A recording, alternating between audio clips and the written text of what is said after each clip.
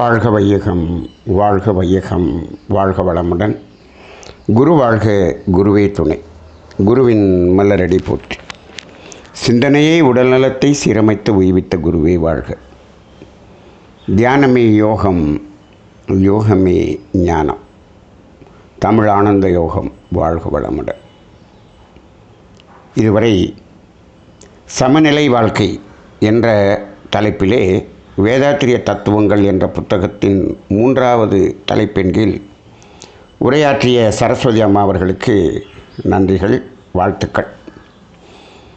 மெய்யன்பர்களே, இந்த சமநிலை வாழ்க்கை என்பதை பொதுவாக இப்பொழுது அகவாழ்க்கை புற வாழ்க்கை என்ற அடிப்படையில் மனிதனுடைய வாழ்க்கையை பொதுவாக வைத்து இந்த சிந்தனையை இப்பொழுது நமக்கு கொடுத்தார்கள். இந்த சமநிலை என்பது எப்பொழுது தோன்றியது? இந்த சமநிலை என்பது இந்த பிரபஞ்சம் முழுவதும் எப்பொழுதும் அந்த சமநிலை என்பது இருந்ததா என்று கேட்டால், இந்த இயக்கம் என்ற ஒன்று தோன்றாமல் எப்பொழுது இறைநிலை இருப்பாக இருந்ததோ அங்கு சமநிலை என்ற ஒரு நிலைக்கு அவசியமே இல்லை. அங்கு ஒரே இருப்பு நிலைதான். அந்த இருப்பு நிலையாகிய இறைநிலை எப்பொழுது இயக்கம் என்று வந்ததோ, அசைவு என்று வந்ததோ, அந்த இயக்கம் என்று வந்தவுடன் அந்த இயக்கம் எப்படி வந்தது? சுழலலையாக வந்தது. அந்த இயக்கம் சுழலலையாகத்தான் வந்தது. அது ஏனென்று சொன்னால் அது சூழ்ந்தழுத்து மாற்றத்தில் காரணமாக.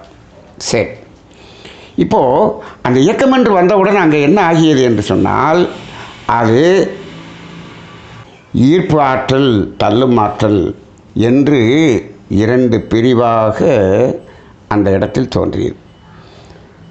எது ஈர்ப்பு ஆற்றல் தள்ளும் ஆற்றலாக மாறியது என்று கேட்டால், அதே ஆற்றல் என்ற ஒன்று இறைநிலையில் அடக்கமாக இருந்த அந்த ஆற்றல் என்பது இயக்கத்தில் வரும்போது அது காந்தமாய் மலர்ந்ததல்லவா? அந்த காந்தமாய் மலர்ந்தவுடன் அங்கு வேறு பிரிவுகளாக பிரிந்தது. அங்குதான் ஈர்ப்பு ஆற்றல், தள்ளும் ஆற்றல். அந்த காந்தம் என்ற ஒன்று அதுதான் இவ்வாறு விதமான ஆற்றல்களாக மாறியது. அந்த அடிப்படையில் தோன்றும்பொழுது அந்த ஈர்ப்பு ஆற்றலும் தள்ளும் ஆற்றலும் சம அளவில் அது இருந்து இயங்கிக் கொண்டிருக்கும் நிலை. இங்குதான் சமநிலை என்பதே வந்தது. அப்போ அந்த சமநிலை தோன்றியது என்பது அந்த இயக்கத்தில் மட்டுமே. அப்போ இது சமநிலையாக இருக்க வேண்டும், இது சரிசமமாக இருக்க வேண்டும். இதுதான் இந்த பிரபஞ்சத்தின் நியதி. அந்த சமநிலை இல்லை என்று சொன்னால், ஒரு இடத்தில் அதிகமான ஒரு ஆற்றலும் ஒரு இடத்தில் குறைவான ஆற்றலும் என்று இருக்கும் பொழுது அது சமநிலை பாதிக்கப்பட்டது என்ற ஒன்றை இந்த பிரபஞ்சத்தில் நாம் பார்க்கிறோம். இது இப்பொழுது இயற்கையில் இருக்கக்கூடிய பிரபஞ்சத்தில் இந்த சமநிலை என்பது சரியாக நடந்து கொண்டிருக்கிறது. நீங்கள் பஞ்சபூதங்களாக தோன்றி இந்த பிரபஞ்சம் தோன்றிய, கோள்கள் தோன்றிய அடிப்படையில் இந்த சமநிலை என்பது சரியாக இருப்பதனால்தான் இத்தனை கோடி நட்சத்திரங்கள், இத்தனை கோடி நட்சத்திரங்களினுடைய கோள்கள் அவை அனைத்தும் சரியான அதனுடைய பாதையில் இயங்கிக் கொண்டிருக்கிறது. அதில் எந்தவித மோதலுமின்றி சரியாக இயங்கிக் கொண்டிருக்கிறது என்று சொன்னால், ஒவ்வொரு இயக்கத்துக்கும் மையத்திலே அந்த சமநிலை என்பது இருந்து கொண்டே இருக்கிறது. அதனால தான் இது சரியாக இயங்கிக் கொண்டிருக்கிறது. அப்போ அந்த சமநிலையான இயக்கம் என்பதை அந்த இறை ஆற்றலின் அந்த தன்மை என்று சொல்லலாம். அதாவது அதைத்தான் இயற்கை ஒழுங்கமைப்பு என்று சொல்கிறார்கள். அப்போ அந்த அதாவது இந்த வடிவம், குணம், இயக்க ஒழுங்கு என்று சொல்வார்கள் அல்லவா? இயக்க ஒழுங்கு என்று சொன்னால் அந்த இயக்கத்தில் ஒழுங்கமைப்பு என்று சொன்னால் அது சமநிலை என்பதைத்தான் குறிக்கிறது. இந்த சமநிலை என்பது உயிரினங்களில் வரும்பொழுது, உடல் என்று வரும்பொழுது இந்த உடலில் ஒரு சமநிலை என்பது வந்தது. அந்த உடலில் உயிர் இயக்கம் என்ற ஒரு இயக்கம் ஏற்பட்டது. அந்த உயிரின் படர்க்கை நிலையாக மனம் என்று ஒன்று வந்தது. அந்த மனதிற்கு ஒரு சமநிலை என்று ஒன்று வந்தது. அந்த இயற்கை எங்கு இயக்கமாக எப்படி மலர்ந்தாலும் அங்கு ஒரு சமநிலை என்பது இருந்தே ஆக வேண்டும். அப்படி சமநிலை இருந்தால் அது இயற்கை ஆற்றலின் அதன் நியதிக்கு ஒத்து அதனுடைய இயக்கம் நடைபெறுகிறது என்று அர்த்தம். அந்த சமநிலை மாறுபட்டால் அங்கு ஏதோ ஒரு அந்த இயக்கத்திற்கான ஒரு இடையூறு என்பது வந்திருக்கிறது என்பதை நாம் உணர்ந்து கொள்ளலாம். அப்போ அந்த அடிப்படையை வைத்துத்தான் இந்த சமநிலை என்பதை நாம் சொல்லுகிறோம்.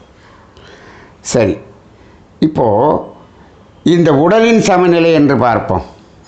இப்போ உடலுக்கு ஒரு சமநிலை, இந்த உடலின் சமநிலை என்று பார்க்கும் பொழுது இந்த உடலிலே கூட என்ன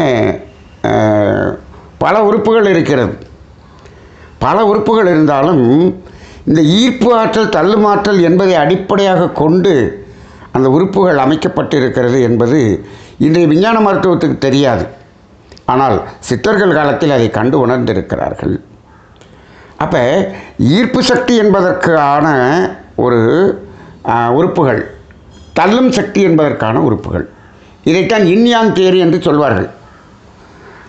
அதாவது அந்த ஒவ்வொரு பஞ்சபூதங்களுக்கும் ஒரு ராஜ உறுப்புகள் என்று சொல்வார்கள், அவற்றிற்கு ஜோடி உறுப்புகள் என்று சொல்வார்கள். இந்த ராஜ உறுப்புகள் ஈர்ப்பு ஆற்றல் என்ற அடிப்படையில் பிரபஞ்ச சக்தியை ஈர்க்கும். அது அதனுடைய சக்தியை ஈர்த்த பிறகு அதனுடைய ஜோடி உறுப்பாக இருக்கக்கூடிய வகைகளெல்லாம் அதில் ஏற்பட்ட கழிவுகளெல்லாம் வெளியே தள்ளும். அப்போ கொல்லுமாற்றல் தள்ளுமாற்றல் என்ற இரண்டு பகுதிகளுக்கும் இரண்டு விதமான அந்த உறுப்புகள் நம் உடலில் அமைக்கப்பட்டிருக்கிறது. இது இயற்கையின் நீதி. இப்போது இதில் இரண்டும் சமநிலையாக இருக்க வேண்டும். அப்போ அந்த ஈர்க்கும் ஆற்றலும் தள்ளும் ஆற்றலும் சமநிலையாக இருக்க வேண்டும். அங்கு ஏதோ ஒரு இடத்தில் தேக்கம் ஏற்படுகிறது என்று சொன்னால், அங்கே தள்ளும் ஆற்றல் சரியாக வேலை செய்யாமல் கழிவுகள் வெளியேறவில்லை என்று சொன்னால் நோயாக மாறுகிறது. சரி, ஈர்ப்பு ஆற்றல் பற்றவில்லை, பற்றாக்குறை என்று சொன்னாலும் நோயாக மாறிவிடுகிறது. அப்போ இரண்டும் சமநிலையிலே இருக்க வேண்டியதாக இருக்கிறது. அதுதான் ஆரோக்கியம் என்று சொல்கிறோம். அப்போ இந்த உடலின் சமநிலை என்பது அந்த இரண்டு ஆற்றல்களின் ஒரு சமநிலை தன்மையைத்தான் ஆரோக்கியம் என்று பார்க்கிறோம். அப்படி இல்லை என்று சொன்னால் அது நோய் என்று சொல்கிறோம். அப்போ இந்த உடலின் அமைப்பை கொண்டு இந்த சமநிலையை பார்க்கிறோம். இதே போல் நமது அடிப்படையான வாழ்க்கையை பார்க்கிறோம் என்று வைத்துக்கொள்ளுங்கள். அங்கு அக வாழ்க்கை புற வாழ்க்கை என்று இரண்டாக பிரித்திருக்கிறோம். இப்போ அக வாழ்க்கை புற வாழ்க்கை என்று சொன்னால், இப்போது புற வாழ்க்கை என்பது என்ன? புறத்திலிருந்து பொருள்களை நமக்குள்ளாக ஈர்க்கக்கூடியதாக இருக்கிறது.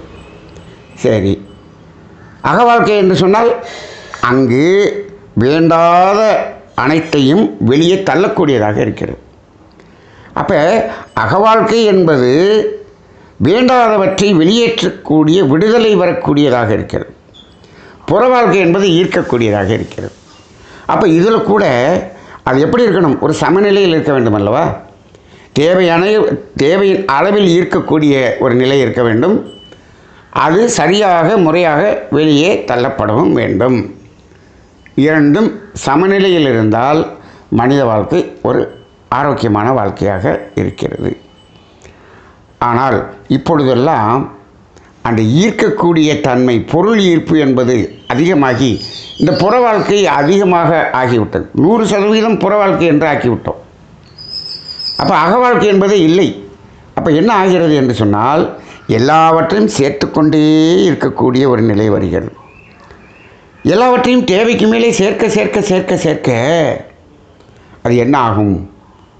மகரிஷி சொல்லுவார் இல்லையா, தேங்கிய பணமும் வளர வளர வாழ்வை கெடுக்கும் சொல்லுவார் இல்லையா. தேங்கிய எதுவாக இருந்தாலும் அது வாழ்வை கெடுக்கும். அப்போ என்ன ஆகிட்டோம்? நம்ம ஒரு சமநிலை வாழ்க்கை வாழவில்லை. அந்த காலத்தில் அதுக்காக தான் என்ன பண்ணாங்கன்னா, பக்தி மார்க்கத்தில் அவங்க அதாவது ஒருபுறம் ஈர்க்கும் தன்மை இருந்தாலும் மறுபுறம் ஈகை, தொண்டு, தர்மம், சேவை என்று அதை வைத்து அதை சமநிலைப்படுத்துவதற்கான ஒரு நிலையை கொடுத்தார்கள். இப்பொழுதெல்லாம் என்ன ஆகிவிட்டது, அந்த தர்மம், ஈகை என்ற அறம் என்பதே இல்லாமல் ஆகிவிட்டது. அதை சொல்லித் தருவதே இல்லை. பெற்றோர்களும் சொல்லித் தருவதில்லை, கல்வி நிலையங்களும் சொல்லித் தருவதில்லை, சமுதாயமும் சொல்லித் தருவதில்லை. அப்போ என்ன ஆகிறது, எல்லாத்தையும் ஈர்க்கும் நிலை மட்டும்தான் இருக்கிறது, புற வாழ்க்கை மட்டும்தான் இருக்கிறது. அப்போ அக வாழ்க்கை இல்லை என்று சொன்னால் தேங்குதல் என்பது இங்கே நடக்கிறது. இப்போ ஏன் இந்த அக வாழ்க்கை வேணும் அப்படின்னு சொன்னோம்னா, அங்கே தேங்குதல் என்பது இருக்கக்கூடாது. எங்கு எது தேங்கினாலும் அது என்ன ஆகிவிடும், அது துன்பத்தைத்தான் கொடுக்கும். அது இயக்கத்திலேயே இருக்க வேண்டும். இந்த பிரபஞ்சமே இயங்கிக் கொண்டு தானே இருக்கிறது. இப்போ மனிதன் இவ்வளவு தேக்கம் என்பதை செய்கிறானே, இந்த சூரியன் என்பது ஒரு 2 மணி நேரம் நான் தேங்கி நின்று விட்டு வருகிறேன் என்று நின்று விட்டது என்று சொன்னால் என்ன ஆகும்? அதே போல் இந்த பூமி சுற்றி கொண்டு இருக்கிறது. ஒரு 2 நிமிடம் நான் ரெஸ்ட் எடுத்து வரேன் நின்றுச்சுன்னா என்ன ஆகும்? இங்கே இருக்கக்கூடிய அனைத்து மனிதர்களும் வீசி எறியப்படுவார்கள். அப்போ அங்கே அந்த ஒரு சமநிலையில் அதனுடைய இயக்கம், இயற்கையின் இயக்கம் சரியாக இருக்கிறது. ஆனால் இந்த தேக்குதல் என்பது மனிதனுடைய வாழ்க்கையில் அதிகமாக மாறிவிட்டது. அப்போ எவையெல்லாம் தேங்கியதோ அவையெல்லாம் என்ன ஆகிறது, நோயாக மாறிவிடுகிறது, வாழ்க்கை சிக்கல்களாக மாறிவிடுகிறது. இப்பொழுது தேக்கி வைத்து விட்டார்கள், அத்தனையும் நோயாக அனுபவிக்கிறார்கள். அதை வைத்திருப்பதற்கே பயந்து வைத்திருக்கிறார்கள். அந்த தேக்குதல் என்பது தான் இப்பொழுது மன அமைதியை கெடுக்கக்கூடியதாக மாறிவிட்டது. இப்போ அக வாழ்க்கை என்று ஒன்று இருந்தால் என்னாகும், அதை ஒருபுறம் அதை ஈகையாக தர்மமாக கொடுத்து அதை சமநிலைப்படுத்தக்கூடிய ஒரு தன்மை வளரும். அப்போ அதற்காகத்தான் இந்த ஆன்மீகம் என்பது வந்தது. அப்போ இந்த சமநிலை என்பது ஒரு இயற்கை. சமநிலை எப்பொழுது மாறுபட்டு விட்டதோ அந்த மாறுபட்ட இடத்தில் அந்த சமநிலைக்கு கொண்டு வருவதற்காகத்தான் இந்த அனைத்து ஈகை ஆன்மீக பயிற்சிகள் அனைத்துமே. இப்பொழுது ஆன்மீகத்தில் எவ்வளவோ பெரிய பயிற்சிகள் எல்லாம் சொல்லுகிறார்கள். சமீபத்தில் கூட ஒரு வாசியோகத்தை பற்றி பேசிக்கொண்டிருந்தோம். வாசியோகம் என்பது அந்த ஒரு ஜீவசமாதி நிலை அடைவதற்கான யோகம் என்று அதை சொல்லுகிறார்கள் என்று சொன்னார்கள். இப்போது இயற்கையில் இந்த வாசியோகம், இந்த தியானம், இந்த அற வாழ்க்கை, இப்படி ஒரு யோகாசனம், இந்த மூச்சு பயிற்சி, இதெல்லாம் இயற்கையில் உண்டானதா இல்லை மனிதன் வளர்ந்த பிறகு மனிதனால் உருவாக்கப்பட்டதா? வாசியோகம் என்பது இறைவனால் உருவாக்கப்பட்டது அப்படியெல்லாம் இல்லை. எதுவுமே இறைவனால் உருவாக்கப்பட்டது இல்லை. ஏனென்று சொன்னால் இறைவனுக்கு அதை உருவாக்க வேண்டிய என்ற அவசியமே இல்லை. ஏன்? எல்லாமே சமநிலையில் இருக்கும்பொழுது அதற்கு இதெல்லாம் செய்ய வேண்டும். நீங்கள் இப்பொழுது இவ்வளவு புராணங்கள், இதிகாசங்கள், இவ்வளவு பயிற்சிகள், இவ்வளவு வாசியோகம் என்ற யோகங்கள், இவ்வளவும் மனிதன் மட்டும்தான் இதை உருவாக்கி இருக்கிறான். 5 விலங்கினங்கள் வரை இந்த வாசியோகம், மூச்சு பயிற்சி, யோகா, உடற்பயிற்சி இதெல்லாம் இருந்ததா? எதுவுமே இல்லையே. ஏன்? எப்பொழுது இந்த சமநிலை பாதிக்கப்படுகிறதோ அப்பொழுது அதை சமநிலைக்கு கொண்டு வருவதற்காக உருவாக்கப்பட்டது தான் இந்த அனைத்து பயிற்சிகளும். அப்போ வாசியோகம் என்பதும் அந்த மற்ற யோகங்கள் அனைத்துமே நாம் எப்படி எடுத்துக்கொள்ளலாம் என்று சொன்னால், நாம் செய்த தவறுக்கு பிராயச்சித்தம் செய்வதாகத்தான் எடுத்துக்கொள்ள வேண்டும். அத்தனையும் பிராயச்சித்தம் தான். இப்பொழுது திருவள்ளுவர் திருக்குறளை எழுதியிருக்கிறார் என்று சொன்னால், எப்பொழுது இந்த வாழ்க்கை சமநிலை பாதிக்கப்பட்டதோ அதனால்தான் அவர் எழுதினார். அந்த சமநிலை பாதிக்கப்படாமல் இருந்திருந்தால் இவர் இதை எழுத வேண்டிய அவசியமே வந்திருக்காதே. இதுபோல் ஒவ்வொரு மகான்கள் தோன்றியதும், ஞானிகள் தோன்றியதும், அவர்கள் இவற்றையெல்லாம் எழுதியதும் எதற்கு என்று சொன்னால், அந்த சமநிலை பாதிக்கப்பட்டதனால் தான் அவர்கள் எழுதினார்கள். ஒன்று சமுதாயத்தில் பாதிக்கப்பட்டிருக்கும். சில பேர் அருணகிரிநாதர் போன்ற மகான்கள் எல்லாம் தன்னுடைய சமநிலை பாதிக்கப்பட்டதை உணர்ந்து அவர்களே புலம்பி அந்த சமநிலைக்கு வருவதற்காக அந்த முருகனை நோக்கி பாடுவது போல் அங்கு அதெல்லாம் கொடுக்கப்பட்டிருக்கு. ஆக அதாவது இந்த அக வாழ்க்கை புற வாழ்க்கை சமநிலை என்பதுவே எதற்காக என்று சொன்னால், இந்த வாழ்க்கையில் துன்பம் இல்லாமல் ஒரு ஒரு இனிமையான வாழ்க்கையை வாழ வேண்டும் என்பதற்காகத்தான் இந்த சமநிலை என்று சொல்கிறோம். அப்போ எல்லாவற்றிலும் அந்த சமநிலை என்பது ஒரு மருத்துவத்திலும் சமநிலை இருக்கிறது. ஜோதிடத்தில் பாருங்கள், அதிலும் சமநிலை என்று சொல்வார்கள். அதை பார்த்திங்கன்னா 7ஆம் பார்வை என்று சொல்வார்கள், சமநிலை பார்வை என்று சொல்வார்கள். அப்போ இந்த கணவன் மனைவி ஒரு கல்யாணம்னு வச்சுக்கோமே, அதுலேயும் ஒரு பொருந்தணும்னு சொல்லுவாங்க. என்ன பொருந்தணும் அப்படின்னா ஒரு சமநிலை, அப்படி தானே, ஒரு சமநிலை என்று தான் பார்ப்பார்கள். அப்போ எல்லாவற்றிலும் ஒரு சமநிலை என்பது இருக்கும் பொழுது தான் அங்கு அந்த வாழ்க்கை சுமூகமாக இனிமையாக நடக்கும் என்பது தான் சமநிலை என்று சொல்லுகிறோம். இப்போது நம்ம ஒரு திரைப்பட பாடத்தில் ஒரு பாடல் வரும், உலகம் சமநிலை பெற வேண்டும், உயர்வு தாழ்வு இல்லா நிலை வேண்டும், நிறைவே காணும் மனம் வேண்டும், இறைவா அதனை தர வேண்டும் என்று ஒரு பாடல் வரும். இப்போது அந்த நிறைவை காணும் மனம் வேண்டும் என்று சொல்கிறாங்களே, அந்த நிறைவுங்கிறது எப்போ அந்த நிறைவு வரும் அப்படின்னா, அதாவது உயர்வு தாழ்வு இல்லாத நிலை வேண்டும்னா அந்த ஒரு இடத்துல நிறைவு வந்து விட்டது என்று சொன்னால் தேவையில்லாமல் தேக்கம் என்பது நடக்காது. அப்போ ஒரு இடத்தில் வரக்கூடிய பற்றாக்குறை என்பது இங்கு தேங்காது. இப்போ எந்த இடத்தில் எது தேங்கினாலும் அது எங்கோ ஒரு இடத்தில் ஒரு பற்றாக்குறை என்பதை அடிப்படையாக வைத்துத்தான் இங்கு தேங்குகிறது. ஆனால் நம்ம இப்போ என்ன சொல்கிறோம்னா, எனக்கு தேங்குகிறது, அதை மட்டும்தான் நான் பார்க்க முடியும், கடிவாளம் போட்ட மாதிரி. அப்படி நான் கஷ்டப்பட்டு உழைத்து நான் தேக்குகிறேன், இதில் என்ன கஷ்டம்? எப்பா நீ என்ன கஷ்டப்பட்டு உழைத்தாலும் இங்கே தேங்குகிறது என்று சொன்னாலே அங்கே எங்கோ ஒரு பற்றாக்குறை, அதற்கு நான் என்ன செய்ய முடியும்? அவர்கள் அதை கஷ்டப்பட்டு ஈட்டி இருக்க வேண்டியதானே. அப்படி என்று சொன்னால் இங்கே என்ன நடக்கிறது என்று சொன்னால், அவர்களும் கஷ்டப்பட்டு தான் முயற்சி செய்தார்கள், ஆனால் அவர்கள் அறத்தின் அடிப்படையில் செய்தார்கள், நீங்கள் அறத்துக்கு முரணாக செய்தீர்கள், அங்குதான் உங்களுக்கு தேங்கியது. அப்போ இந்த இடத்தில் நம்ம அறுதியிட்டு சொல்ல முடியும், எங்கெல்லாம் தேக்கம் என்று இருக்கிறதோ அங்கு அறம் என்பது இல்லை என்பது தான் சொல்ல முடியும். அப்போ இன்றைக்கி மகரிஷி அவர்கள் அறம் என்பதில் என்ன சொல்கிறாரு, பொருள் ஈட்டுவதில் அறம் என்பது பின்பற்றப்பட வேண்டும் என்று சொல்கிறார். அப்படி அறம் என்பது பின்பற்றப்பட்டு இருந்தால் இவ்வளவு பெரிய தேக்கம் என்று நடக்கவே நடக்காது, இவ்வளவு பெரிய ஒரு ஏற்றத்தாழ்வுகள் இருக்கவே இருக்காது. அப்போ ஒருவன் தேக்கம் அவனுக்கு அதிகமாகிறது, பெரிய பொருளாதாரத்தில் உயர்ந்த நிலைக்கு வந்து விட்டான் என்று சொன்னால் அவனிடம் அறம் இல்லை என்று தான் சொல்ல வேண்டும். அதாவது அந்த பொருள் ஈட்டக்கூடிய அந்த தொழிலில் அறமில்லாத தொழிலை செய்வார், அல்லது அவர்களிடம் பணிபுரியக்கூடிய அந்த வேலை செய்பவர்கள் இருக்கார்கள், அவர்களிடம் அந்த அறத்தோடு நடந்து கொள்ள மாட்டார். இப்படி பல்வேறு வகையில் அவர் சாமர்த்தியமாக இருக்கிறேன் என்று அவர் பொருள் பெருக்கிக் கொண்டு இருக்கிறார் என்று வைத்துக்கொள்ளுங்கள்.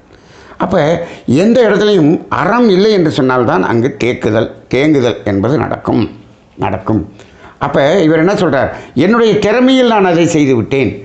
இப்பொழுது எப்படி ஆகிவிட்டது சமுதாயம் என்று சொன்னால், அறத்துக்கு முரணாக எந்த அளவுக்கு அறத்திலிருந்து விலகி வாழ்கிறாரோ அவர் சாமர்த்தியமானவர், விவரமானவர், பிழைக்கத் தெரிந்தவர் என்று ஆகிவிட்டது. அப்போ அந்த நிலையில் அப்படி வாழ்ந்து நீங்கள் பெருக்கி விட்டீர்கள். இயற்கையினுடைய விளைவு என்று ஒன்று வருமே, அவருக்கு என்ன சொல்லப்படவில்லை? அறம் சொல்லப்படவில்லை, கர்மவினை தத்துவம் சொல்லப்படவில்லை, செயல்வழி தத்துவம் சொல்லப்படவில்லை. அதெல்லாம் தெரிந்தவர் அப்படி போக மாட்டார். இதுதான் இப்பொழுது இந்த ஆன்மீகத்தில் இருக்கக்கூடிய அந்த வாழ்க்கை தத்துவம் என்பது இந்த அடிப்படையில் தான் பயன்படுகிறது. வருமுன் காப்பதற்காகத்தான் இந்த ஆன்மீக தத்துவங்கள். இது தெரிந்திருந்தால் தேக்குதல் என்பதற்கே அதிகமாக போயிருக்க மாட்டார். அத்தனையும் தேங்கிய பிறகு அதெல்லாம் வெளியேறுவதற்கான விளைவுகள் வருகிறதே, அது எப்படி வருகிறது? பெரிய பெரிய நோயாக வருகிறது, பெரிய பெரிய துன்பமாக வருகிறது. அப்பொழுது என்ன செய்கிறார்? இதையே எனக்கு இப்படி துன்பம் வருகிறது, இதையும் இந்த பணத்தை கொண்டு நான் அதை சமாளிக்க வேண்டும் என்று நினைக்கிறார். அது இயலாது. ஆக இந்த சமநிலை என்பது எப்படி என்று சொன்னால், முதலில் சமநிலை பாதிக்கப்படாமல் இருக்க வேண்டும். இப்பொழுது இருக்கக்கூடிய வேதாத்திரிய தத்துவங்கள் எப்படி என்று சொன்னால், இப்பொழுது இருக்கக்கூடிய நிலையிலிருந்து இனி சமநிலை பாதிப்பு என்பது ஏற்படாமல் அதை தவிர்ப்பது என்பதுதான் முதல் நிலை. இரண்டாவது நிலை, சமநிலை எங்கு பாதிக்கப்பட்டிருக்கிறதோ அந்த பாதிப்புக்கு ஒரு பிராயச்சித்தம் செய்து மேல்பதிவு செய்து அதை சமன் செய்து. அப்போ இந்த இரண்டு நிலை தான். இதைத்தான் வருமுன் காப்பது என்று சொல்கிறோம். அல்லதை தவிர்த்தல், நல்லதை செய்தல் என்று சொல்கிறோம். ஆக இந்த சமநிலை என்பது பல்வேறு கோணங்களில் நாம் பேச வேண்டி இருந்தாலும், இந்த சமநிலை என்பது வாழ்க்கையின் ஒவ்வொரு இடத்திலும் மனிதனுடைய உடல் அறிவு என்ற நிலையில் சமநிலை பார்க்க வேண்டும். உயிர் இயக்கத்தில் அதனுடைய சமநிலை பார்க்க வேண்டும். மன இயக்கத்தில் சமநிலை பார்க்க வேண்டும். இந்த அதாவது வாழ்க்கைக்கு தேவையான பொருள்நிலை, உறவுகள் இவற்றிலும் ஒரு சமநிலை பார்க்க வேண்டும். ஆக இந்த சமநிலை என்பது மனிதர்கள் மட்டும்தான் இதை தெரிந்து நடைமுறைப்படுத்த வேண்டிய சூழ்நிலையில் இருக்கிறோம். மற்றவையெல்லாம் சமநிலையாகத்தான் இருக்கிறது. இப்போது இங்கு தண்ணீர் இல்லை, வறண்டு போய்விட்டது என்று சொன்னால் மழை பெய்து விடுகிறது. எல்லாமே சமநிலையில் தானே இருக்கிறது. அந்த மழை காலம், வெயில் காலம். இப்போது இந்த பூமி சமநிலையில் இருக்க வேண்டும் என்பதற்காகத்தானே ஒரு ஆக்சஸில் இருந்துட்டு அது இங்கிட்டும் அங்கிட்டும் நகண்டு அந்த பருவ காலங்கள் சரியாக வருகிறது. இப்போது டிசம்பர் மாதத்தில் குளிர்காலம்னா ஒவ்வொரு டிசம்பர்லேயும் கரெக்டாக வருது. எப்படி? அந்த பூமியினுடைய அசைவு, இதைத்தான் கிருஷ்ணபட்சம் என்று சொல்கிறோம் அல்லவா? அப்போ அந்த அசைவு, அந்த வடக்கு நோக்கி தெற்கு நோக்கி அந்த சூரியன் நகழ்வது போல தெரிகிறது. இதெல்லாம் என்ன? ஒரு சமநிலையில் வருவதற்கான ஒரு அசைவு தானே. இந்த அசைவே சமநிலையில் இல்லாமல் இப்போது ஏன்னா அது ஒரு 3 மாதம் இங்கிட்டு போகுது, 3 மாதம் நடுவில் வந்துடுது. இந்த 3 மாதம் போகிறது போல் 4 மாதம் அங்கிட்டு போயிடுச்சுன்னு சொன்னால் திரும்பி வர்றதுக்கு 4 மாதம் ஆகும். அப்போ என்னாகும்? இந்த பக்கம் போகிறது என்னாகும்? 2 மாதத்தோடு நின்று போகிறோம். அப்போ சமநிலை இருக்கா? இல்லை. இது சமநிலை சரியாக வரும். ஒவ்வொரு காலமும் சரியாக வருகிறது என்று சொன்னால் இந்த பூமி சமநிலையில் அசைந்து கொண்டு நமக்கு சரியாக அந்த பருவ காலங்களை கொடுக்கிறது. அப்போ இயற்கையில் சமநிலை எங்கும் பாதிக்கப்படவில்லை. இங்கு கூட இந்த மழை காலங்கள் இவையெல்லாம் சற்று மாறுவது என்பதற்கு காரணமே மனிதர்களுடைய சமநிலை பாதிப்பு ஏற்பட்டதனால் இயற்கை மனிதர்களுக்காக சில பாதிப்புகளை கொடுக்கிறது. அந்த பாதிப்பு சில நேரங்களில் விலங்குகளுக்கும் பாதிப்பாக அமைந்து விடுகிறது. விலங்குகள் வரை இந்த இயற்கையின் சமநிலை என்பது அது பாதிக்கப்படவே இல்லை. மனிதனாக வந்த பிறகுதான் இவன் இந்த 6வது அறிவு தடம் மாறி சென்றபோது தான் சமநிலை என்பது பாதிக்கப்பட்டது. அதனால் தான் இப்பொழுது நம் சமநிலை என்று பேச வேண்டியிருக்கிறது. சமநிலைப்படுத்துவதற்காக இந்த பயிற்சிகள், இந்த அதாவது உடற்பயிற்சி, உடல் சார்ந்த பயிற்சிகள் மட்டுமல்ல, மனம் சார்ந்த பயிற்சிகளிலிருந்து இத்தனை தத்துவங்களும் சமநிலைக்கு கொண்டு வருவதற்கான முயற்சியாகத்தான் இருக்கிறது என்பதை இப்பொழுது நாம் அறிந்து கொள்கிறோம். அந்த அடிப்படையிலே இந்த சமநிலை என்ற ஒரு தத்துவம் ஒவ்வொரு மனிதனின் அடிப்படையிலும் அவன் புரிந்து கொண்டு இதை மாற்றத்துக்கு கொண்டு வர வேண்டியது அவரவர் கடமையாக இருக்கிறது. அப்படி வந்து கொண்டால் நாம் ஒரு அமைதியான, ஒரு ஆரோக்கியமான வாழ்க்கையை வாழ முடியும் என்ற அடிப்படையில் இன்றைய சிந்தனையை கொடுத்த சரஸ்வதி அம்மா அவர்களுக்கு மீண்டும் நன்றியை கூறி நிறைவு செய்து கொள்வோம். வாழ்க வையகம், வாழ்க வையகம், வாழ்க வளமுடன்.